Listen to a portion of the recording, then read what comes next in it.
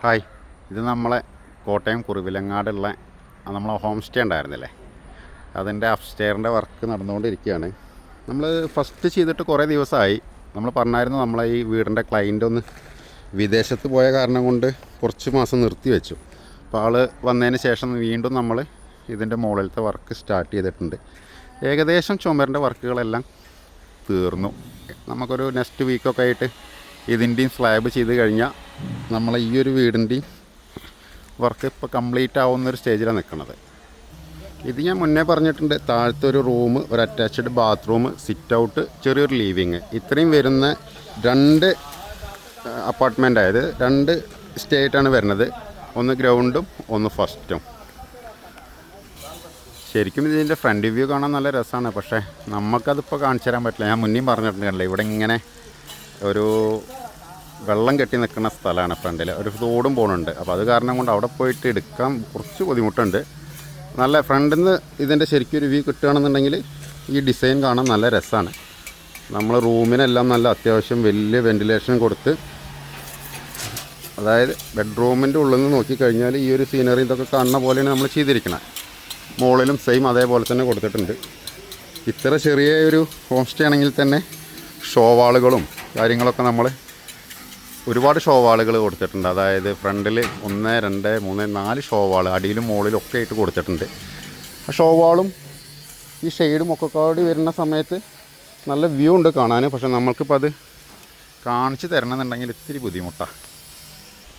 പിന്നെ നമ്മളിതിൻ്റെ മുകളിലേക്ക് പോകാനായിട്ട് സ്റ്റെയർ ഈ ഒരു ഏരിയയിൽ കൂടെയാണ് നമ്മൾ പ്രൊവൈഡ് ചെയ്തിരിക്കുന്നത്. അതേപോലെ ഈ ഒരു കാണുന്ന സ്പേസ് ഇവിടെ ഒരു 2 ടീമിനും സെപ്പറേറ്റ് ആയിട്ട് നിൽക്കണമെന്നുണ്ടെന്നുണ്ടെങ്കിൽ ഒരു കിച്ചൺ, അതായത് ഒരു സെപ്പറേറ്റ് കിച്ചൺ ഈ ഒരു ഏരിയയിൽ ചെയ്യാനായിട്ടാണ് ഈ വീട് അത്രയും അങ്ങോട്ട് വലിച്ചു വെച്ചിരിക്കുന്നത്. സ്റ്റെയർ കേസ് ഈ ഒരു രീതിയിലാണ് നമ്മൾ പുറത്തുനിന്ന് കൊടുത്തിരിക്കുന്നത്. അപ്പോൾ വീടിൻ്റെ ഉള്ളിലത്തെ ആ ഒരു സ്പേസ്, അതായത് റൂമിന് ഇതിനൊന്നും ഒരു പ്രശ്നമില്ലാത്ത രീതിയിൽ തന്നെ നമുക്ക് പുറത്തു കൂടി ഇതേ രീതിയിൽ ഇതിൻ്റെ മുകളിലേക്ക് കയറാം. പിന്നെ ഒരു ലെങ്തി സ്റ്റെപ്പായ കാരണം കൊണ്ടും കുറച്ച് ഹൈറ്റ് കൂടുതലുള്ളതുകൊണ്ടൊക്കെ 15 സെൻറ്റിമീറ്ററിൻ്റെ സ്റ്റെപ്പിൻ്റെ ഹൈറ്റ് കൊടുത്തിട്ടുണ്ട്. അതുകൊണ്ട് സുഖമായിട്ട് കയറാനും ഇറങ്ങാനും പറ്റും.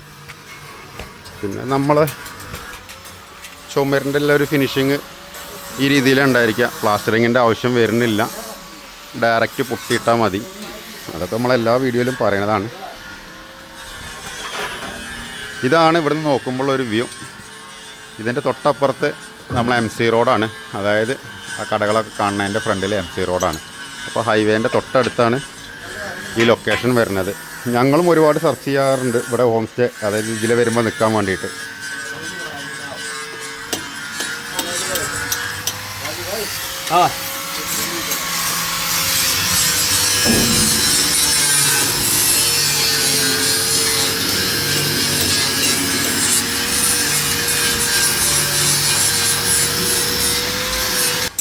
അപ്പോൾ ഈ ഒരു സ്റ്റെയർ വരുന്നതിൻ്റെ മുകളിലായിട്ട് ഇവിടെ, അതായത് ഇവിടെ ഒരു ഹാൻഡ് റെയിൽ കൊടുക്കും. ആ ഹാൻഡ് റെയിലിൻ്റെ കാലിനെ കുറച്ചും കൂടി ഹൈറ്റ് ആക്കി കഴിഞ്ഞിട്ടുണ്ടെന്നുണ്ടെങ്കിൽ ഒരു ഷെയ്ഡ് ഷീറ്റിൽ, നോർമൽ ഇപ്പോൾ ഈ കാണുന്ന പോലത്തെ ഒരു ഷീറ്റിൽ കൊടുത്താൽ മതി. അപ്പോൾ ഈ സ്റ്റെയറും കൂടി അതിൽ കവേർഡ് ആവും.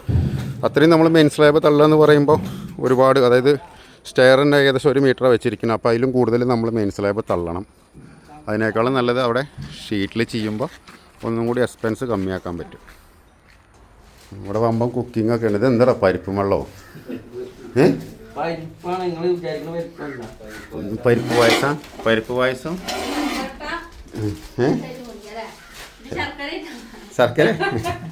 ശർക്കര ഇട്ട പായസമാക്കാം. ഇതാണ് ഇതിൻ്റെ അടിയിലൊരു സെറ്റപ്പ്. ഇതേ സെറ്റപ്പ് തന്നെ മുകളിലും ഉണ്ടാവും. ഇപ്പം എന്തായാലും ഹോം സ്റ്റേ ഞങ്ങൾ തന്നെ സ്റ്റേക്ക് എടുത്തിട്ടുണ്ട്.